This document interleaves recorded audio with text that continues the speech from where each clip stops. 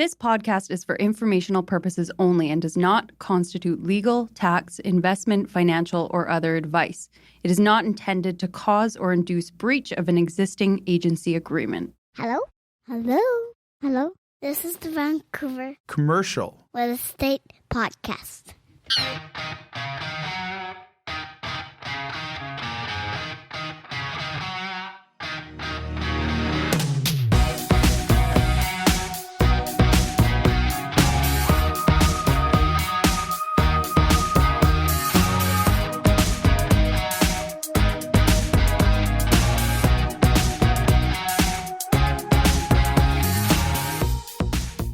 And welcome back to the Vancouver Commercial Real Estate Podcast. I'm Cory Wright. And I'm Melisa Moretti. And Melisa, we have to start off with an apology.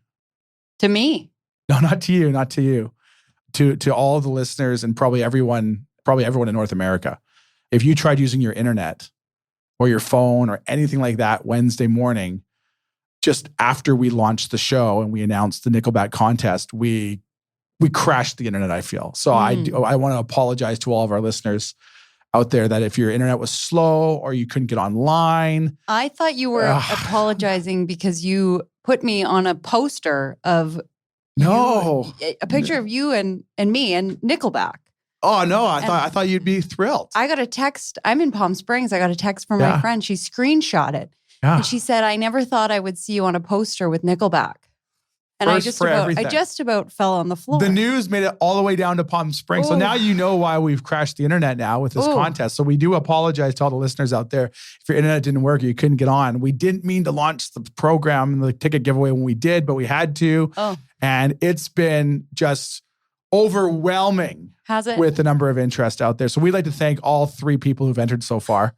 It's no, I'm just kidding. There's been actually we had quite a few people interested already. Really? So yeah, It's going to be a great thing. So how are you choosing a winner? So we're going to do a random draw. So we're going to recap how you entered to win row 1 tickets for Nickelback Friday, April 19th, BC Plays. You have to go to the Instagram page. That's next weekend. That's next week. Yeah. So we record on Fridays. It's a week today. So next week's guest on the 19th is going to be, I feel bad for them. I'm not going to be able to focus knowing that I'm going to Nickelback in a few hours after that. So how you can join me at Nickelback, but have your own seats. Don't worry. You don't have to sit with me.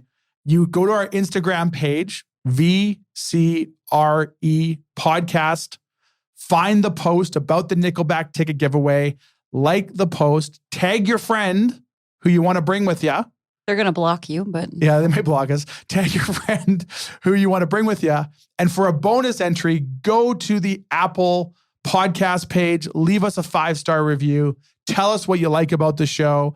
And on Thursday, April 18th, and you have to be in town, or you have to be able to make the show on Friday, we're going to contact you through Instagram to get all your information, and we're going to send one lucky listener 2 tickets, row 1, to see Nickelback at BC Place. All right. You're really enthused about this. We're changing someone's life here. And then we're going to go one step further. We were trying to get a meet and greet with Adam Scalina. We haven't been able to confirm that yet. But if we can't get a meet and greet with Adam Scalina, we're going to, worst case scenario, get you a signed Adam Scalina picture. What about Matt Scalina? Throw in a Matt Scalina there too. We can throw a Matt Scalina in there, I guess, if we have to. There you go. Yeah.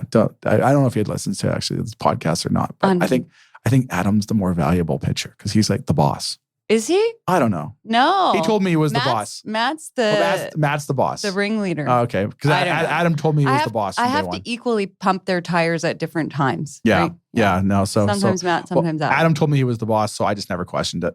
So maybe we'll get you, if we can't get you a meet and greet with Adam, we're going to get you a signed Adam Scalina picture. Oh, wow. For your office. Like that alone is worth it. And then we're gonna have the winners on the podcast the following Friday. And we're going to hear how the show was. So, oh, wow. It's life-changing. Okay. Life-changing for these people. All right. So go find the Instagram page, find the post, like the post, tag your friend, go to the Apple iPods page, leave us a 5-star review, and you and one lucky other person could be sitting row 1 to see Nickelback on Friday. If you can find April. someone to go with you, you may be sitting alone, but I don't know if I like your negativity today. Is Matt or Adam downstairs to join me on the podcast? I don't know if I like the negativity here. Not full disclosure, not a Nickelback fan. I had no idea. I couldn't figure that out. All right. All right. And then on today's program, we have Stephen Gammer from our William Wright commercial Fraser Valley office out there in Langley talking about the lease process. We've had a few listeners reach out. I guess people are out there. Spring's coming. People are looking to maybe lease some new space. And some listeners had asked, hey, how does the lease process go? Like, how do we start it? What happens during it? What are the pitfalls? What are the good ones? So we're gonna dive right into that one there. And we also got some other great episodes down the pipeline there. We had Cam Archer on from Orion Construction last week. Touched base a little bit on the Orion story, which is an incredible growth story. So we had to go find the man. We had to get Josh Gallardi. Okay. The head honcho, founder of Orion Construction. We had to go get him and say, hey, you got to come on. You got to tell us how this happened. This is an incredible story. So we got Josh coming on the program in a couple of weeks. So we got lots of fun stuff there. Without further ado, let's get to our program today with Stephen Gammer of our William Wright commercial Fraser Valley office. And we're talking about leasing. All right, let's go. Enjoy. This podcast is presented by Impact Commercial. Impact Commercial, John, Alan, the team over there are fantastic. They've all been on the show. They have, yeah. Friends of the show. Great guys. Wealth of experience. They can help with all your commercial financing needs. Whether it's owner-occupiers, land development funds, commercial investments, or multifamily, these guys got you covered. And they recently obtained their CMHC correspondent lender status. So for all your commercial lending needs, visit them at impactcommercial.ca. That's impactcommercial.ca. All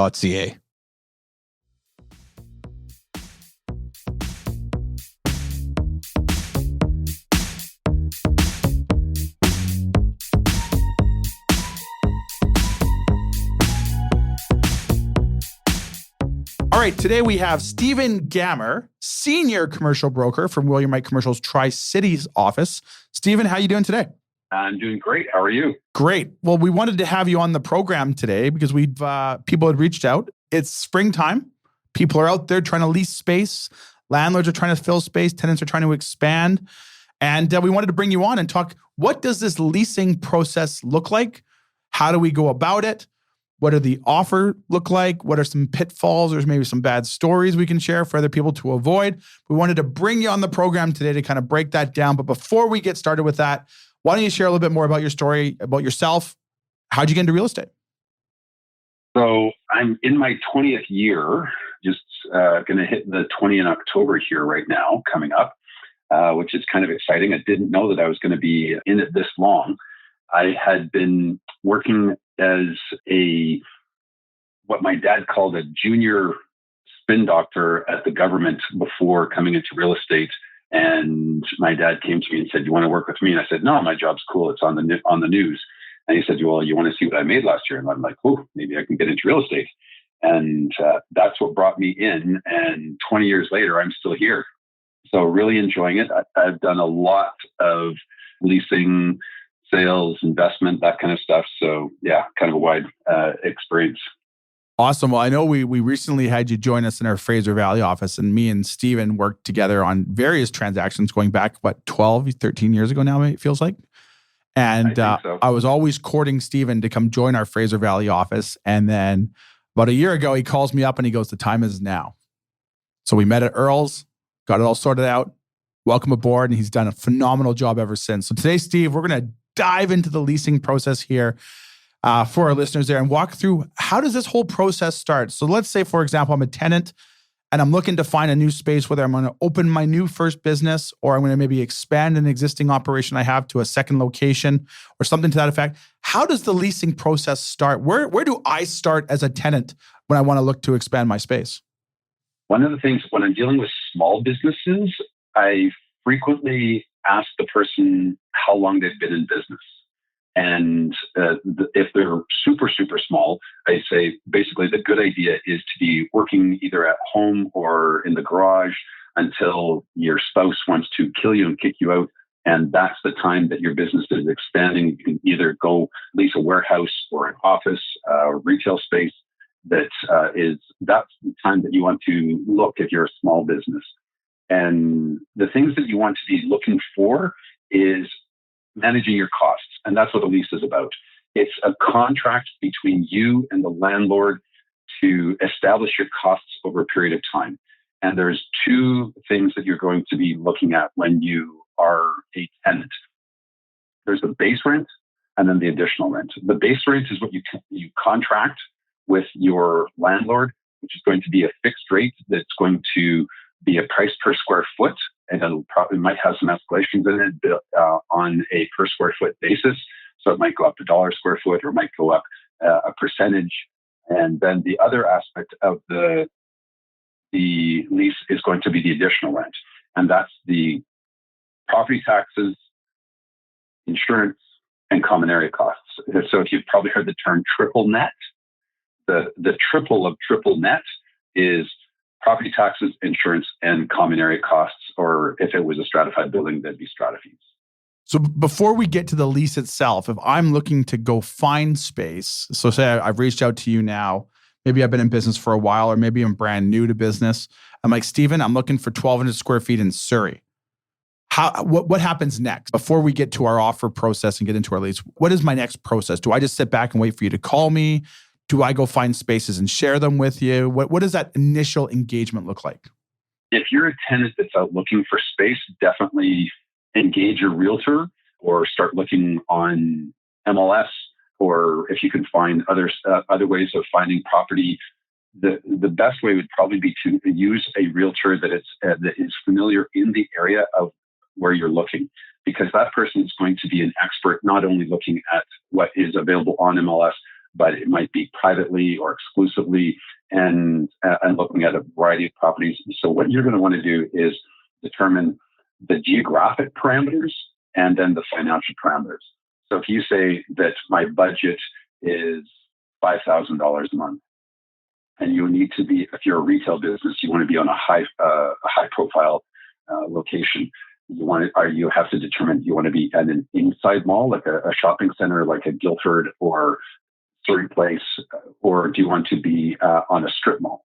Or if you're a welder, you want to be you're going to be in a warehouse, and you're looking for just a small warehouse for yourself that's going to have the requirements that you need, which is going to be power and ceiling height, accessibility for trucks. So it's looking at what your requirements are for your business. So let's just go with the industrial guy for a little bit here. Lots of small industrial spaces.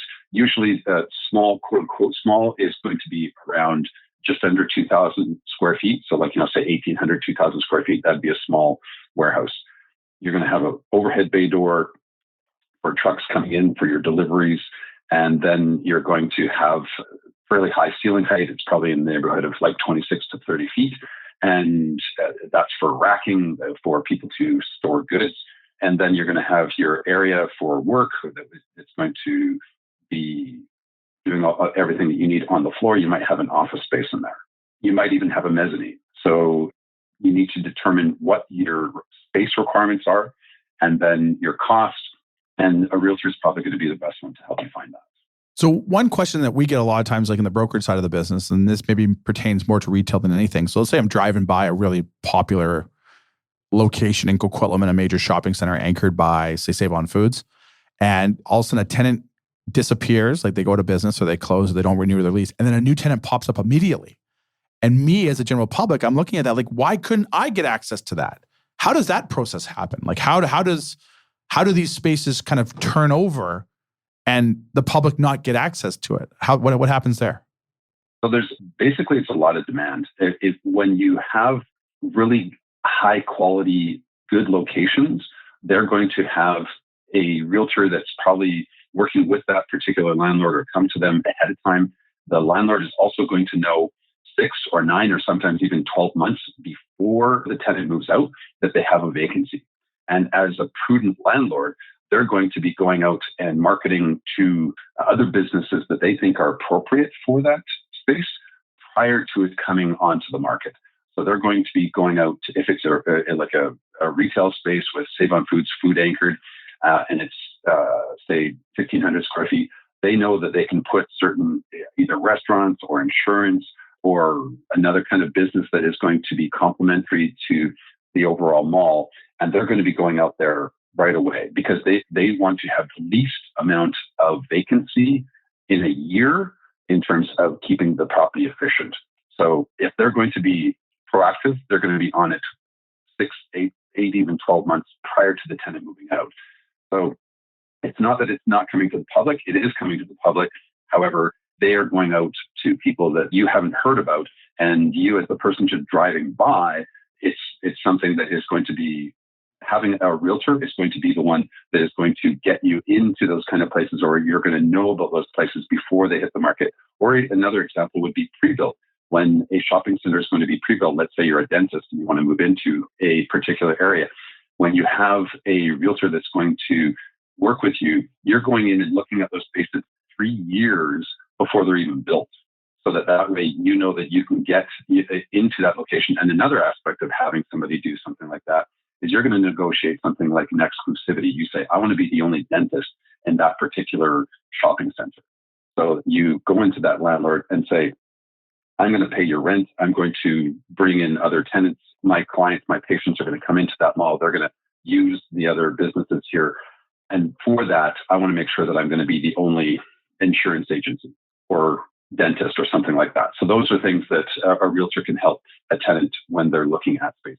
So let me get this straight here. So if I want to get access to probably these more prime locations, shopping centers, grocery anchored open air shopping centers, retail plazas, my best bet is to engage and work with a professional commercial broker like yourself.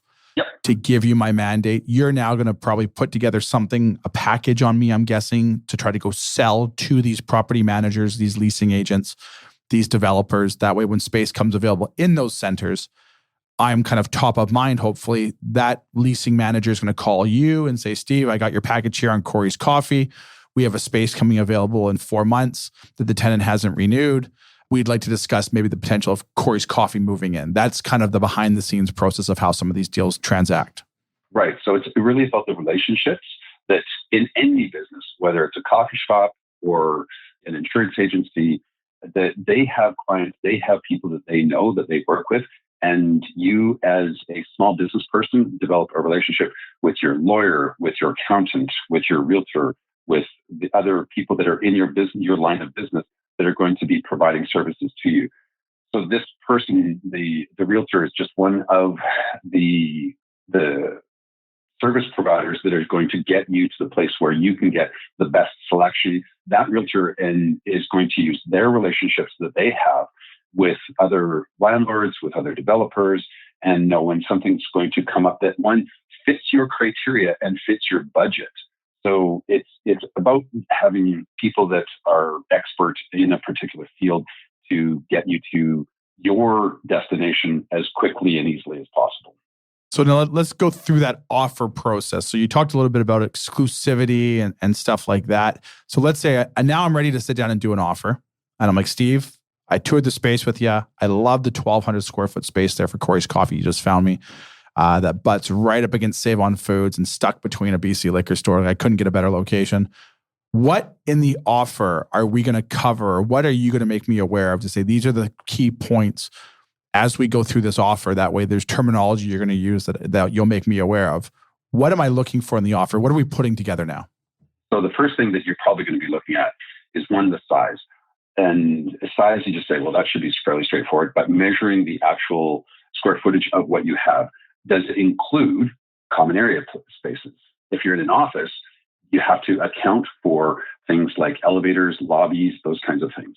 If you're in a retail space, if it's in a shopping center, you're going to be accounting for the parkways that everybody is going to be using, as well as the walkways throughout the entire center. If you're in a warehouse, you're going to just walk in the front door and out the back door. And so you don't have to worry about that so much. So the first thing is the actual size.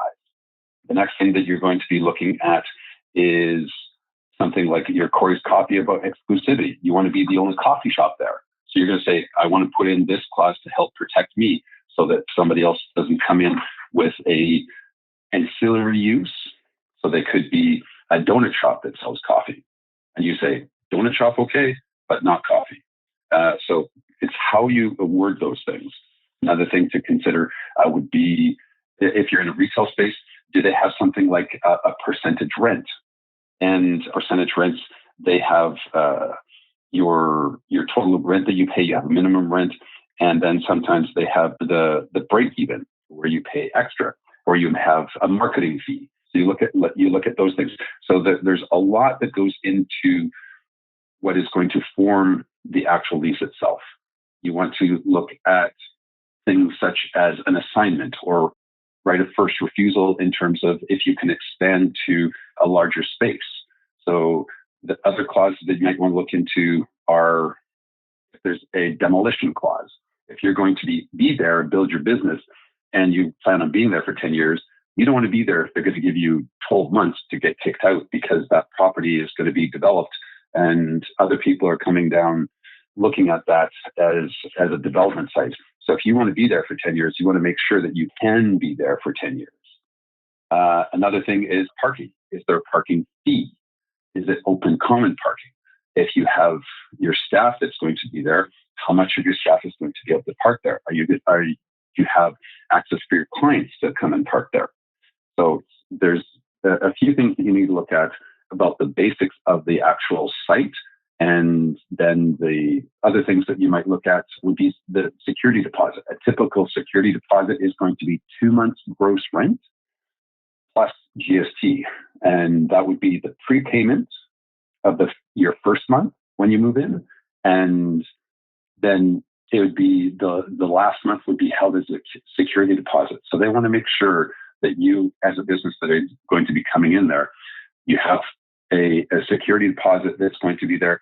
The landlord is going to want to check out your finances. They are probably going to be asking for 3 years of financials from you. And this is because a lease is different than a sale. A sale is frequently, you can look at it as you want to just get the best deal that you possibly can going in. And then you just walk away. You're never going to see that person again. A lease is a little bit more like a marriage in that they want to check each other out. So the landlord is going to want to check out the finances of the covenant of the tenant going in to make sure, one, that they're going to be in business, that they're going to stay in business, they can afford the space, and that they're going to be bringing in good tenants to the center. Or also that they don't want to bring in too many people. You have somebody you might be able to go into an office that's 1,200 square feet. But if they want to bring in a call center, they're going to bring in 30 people to that office. Landlord's not going to like that because you have just an office use that they're expecting normally to see, say, 5 people in an office of 1,200 square feet. And then they can pack in 30.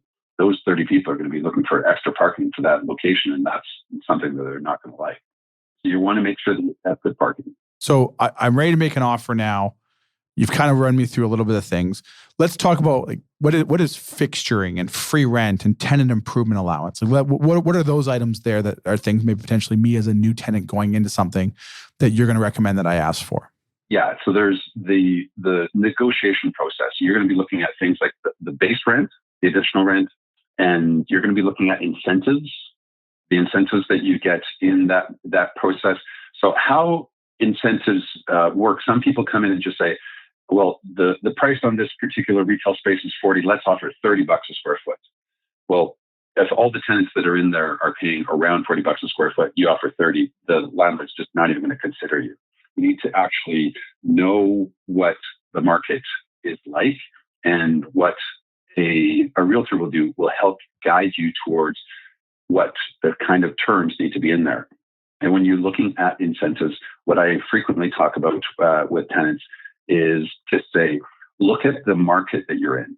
If the market has a high vacancy rate, if there's a 10% vacancy in your market, and the landlord is just like saying, please come in, and I need to just get somebody so that they can pay for my op costs and my taxes, I will give you 1 year free rent or something like this. Or you have the other side is when you have like a 0.5% or less than 1% vacancy, like you have industrial in the Fraser Valley. It's super, super difficult to find. So incentives are very, very low. So what I do when I'm working with tenants is say, look at the actual market itself and use that as a barometer on what kind of incentives you can ask for. If your vacancy is under 1%, the landlord is probably going to be asking just to say, here's the key, give me a check. Don't ask for any incentives. Don't ask me to paint it. Don't do anything.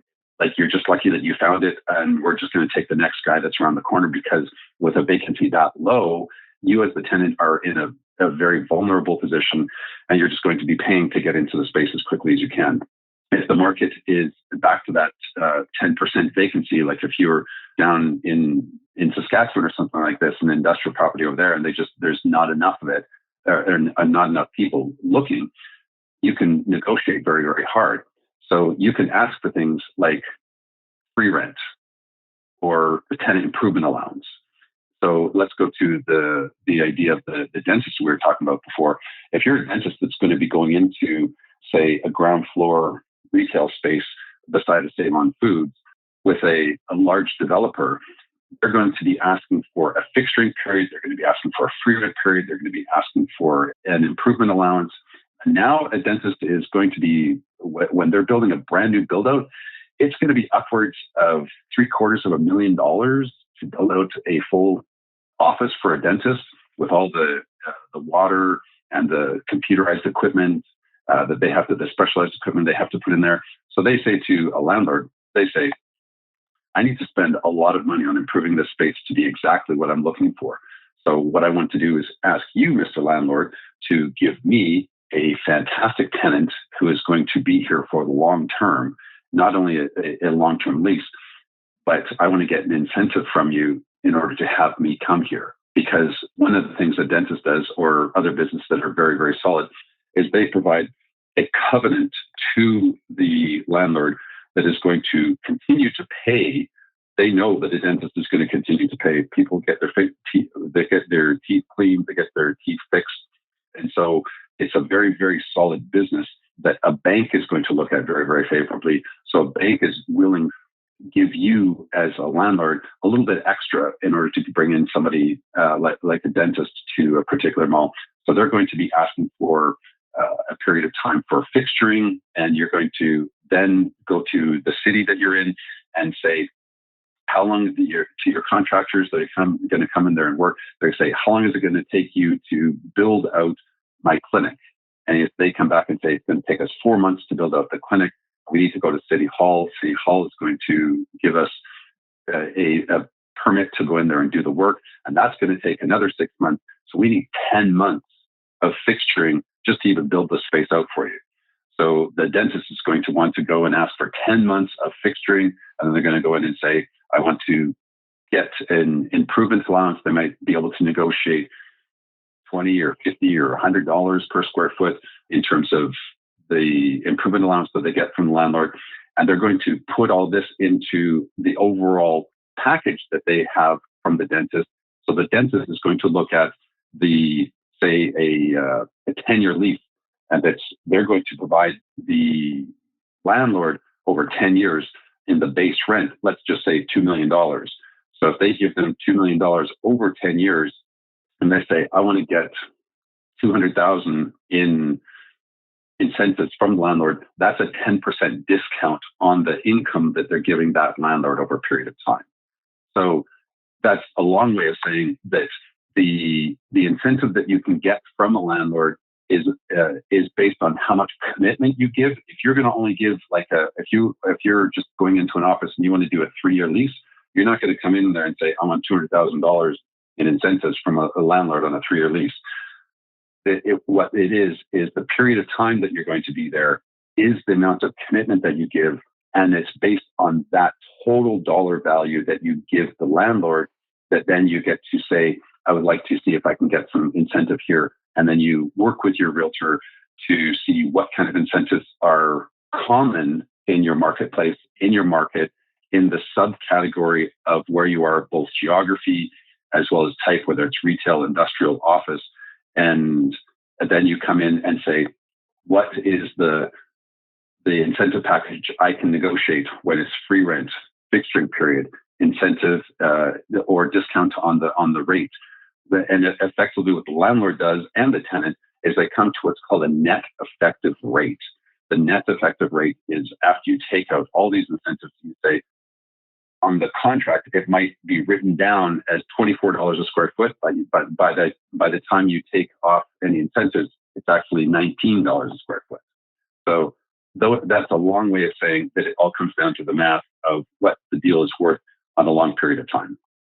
If you work with some people, they can also bring that to a present value dollar calculation. So one of the things that in my career I did is I went and got my CCIM, and that has given me the tools in order to go with a tenant and say, on a present value basis, looking at today's dollars, and if you put a discount rate on that lease, and either from a landlord's perspective or a tenant's perspective, and you say, this transaction that you're wanting to do is going to be worth $2 million over the next 10 years. And if you bring it back to today's present value dollars, if you were going to be buying a bond in the market, that bond is worth $1.8 million in today's dollars. You'd buy it for 1.8 and you'd make this money over the next 10 years. The landlords are going to look at that in a very, very clinical, very calculated way of saying, this is how much it's worth. And if you can communicate that to a tenant and say, you as a tenant are not a small business, you're not a charity, you're not somebody that they're here to try and help. The landlord is here to make money, the tenant's here to make money. And it's to help them understand how they fit together and be able to negotiate in their whatever their market situation is, so that they can get the best value for their space. I hope that doesn't take. I hope you followed there. Yeah, no, for sure. That's amazing advice, Steve. And we appreciate you taking the time to kind of unravel a little bit how the leasing process works from both the landlord and tenant side. But before we let you go, Steve, we got 6-pack of lighthearted questions we ask all of our guests, and we're hoping you can stick around for just a couple more minutes. Hit me. The 6-pack is powered by our good friends over at Red Point Law. Red Point Law, Cory, Tim, Falco, Scott, and the team. These are great people with a wealth of experience when it comes to commercial closings and private lending. And I just want to say, Cory, not to cut you off, they have a perfect 5-star review on Google. So for all your commercial legal needs, visit them at redpointlaw.ca, with offices in Vancouver and now open in downtown Kelowna. All right, Steve. First question. Favorite vacation spot? Florence, Italy. Amazing. That was quick. Yeah. It was like absolutely so beautiful. Like it's all the museums and the food. Oh, the food is so good. And the wine and just if you haven't been there, you got to go. Awesome. Next question up. A book recommendation for our listeners doesn't necessarily have to be real estate related, but it can. Okay. So I'll give a nonfiction book. I'll say 10X is easier than 2X. And somebody on this podcast actually recommended it to me, Cory. And great book. A great book. And yeah, that book has really helped me a lot. The other one I would say in terms of a fiction book, it would be Brothers Karamazov by Dostoevsky. Absolutely an amazing way that guy can write and capture people and convey things. It's just, love that book. It's funny you say that. I think Melisa said that was a book that she recommended as well. Really? Oh, really? Yeah. Next question up. Favorite band or musician? Oh, should I go with Nickelback because that's the one that you're promoting right now? No, you shouldn't. This is why you're on the show, Steve. Oh my goodness. So I have a Nickelback story. I did a deal years ago. Like this is I'm going to say probably 10 years ago. I had somebody call me up and said that they wanted to rent a warehouse. And I just said, okay, sure. And I said, what's the use? And he said, it's for a band. I'm like, oh, great. This is like some garage, like whatever. And then he told me it was for Nickelback. And I'm like, come on. And world's biggest band. World's biggest band. Who knew? Yeah. And so, I did a deal with Nickelback. This is like probably about 10 years ago. So answer your question. I would say I would go with my high school favorite band, and then it became everybody's popular band in the entire world was U2. There you go. U2, good one. And then we won't share the address of where the Nickelback warehouse may or may not be because Melisa might be going there looking for autographs. We know why Stephen got hired at William Wright Commercial now. It all makes sense. Drop the Apart Nickelback from story. his absolute competence, but the Nickelback story nailed it. Secured it. Yeah. Secured it. Yeah. Yep. All right. Next question. If you're drunk at a bar, handed a karaoke mic, what are you singing? Islands in the Stream. Oh, with that was, again, a Kenny good Rogers answer. and Dolly Parton. Oh. I need to have somebody come up there with me, because like if I'm going to be drunk at a bar, I need to have somebody to lean on and then be able to do a duet. Cory just raised his hand. Well, I'll send you Melissa's number after the show. Okay. She's available Friday and Saturday nights. All right, next question up, Steve. You've unfortunately done something horribly wrong. You find yourself on death row, but you get one last meal before it's all said and done. What's that meal? T-bone steak with all the fixings. Any particular restaurant you're getting that from? Oh, so I recently was with a very big client of mine. We had a tomahawk steak at Global, and it was absolutely to die for. And the fun part was, is they gave me, or I took, like at the end of it, I brought the bone home to my dog, and he still chews on that same bone for like 5 months later. So yeah, it's wow. So Global tomahawk steak, amazing. Your dog recognizes good food. Yeah. All right, last question up, Steve. It's that time of year. The NHL season's ending here. Are the Stanley Cup champions going to be from Vancouver? I'm voting for them every time. You betcha. We're gonna break our heartbreak and actually get there this time. So that's the second. I think we had Cam Archer last week. I'm pretty sure he guaranteed a Canucks Stanley Cup. Steve, we have Stephen Gammer on this week. He's guaranteeing a Canucks Stanley Cup. So I think it's all but locked in now that we're going to win the Stanley Cup. I had during the Bruins, I actually went to Game 1 when we made the run last time. And I was there with a friend of mine. I came in my Canucks jersey. He had Cam Neely on. He's a big Bruins fan.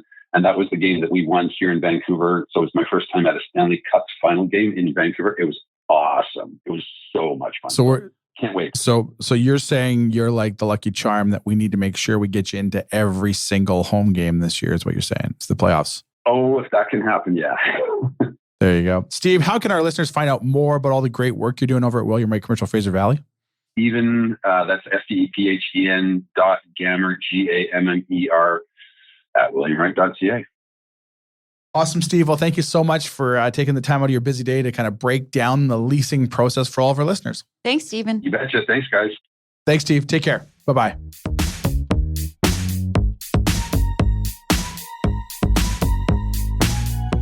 There you have it, folks. Our interview with Stephen Gammer of our William Wright Fraser Valley office, talking about like leasing 101. Good information. Always good information. And Stephen has a wealth of knowledge. He's been around the business for well over a decade. So we're very fortunate to have him on, come there and kind of unravel everything about what you can expect if you're looking to go lease a new space. Or maybe you're expanding.